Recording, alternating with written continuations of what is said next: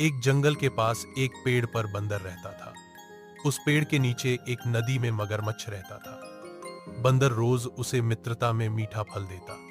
एक दिन मगरमच्छ ने सोचा, बंदर का दिल तो और भी मगरमच्छ रहता था, ईथा होगा।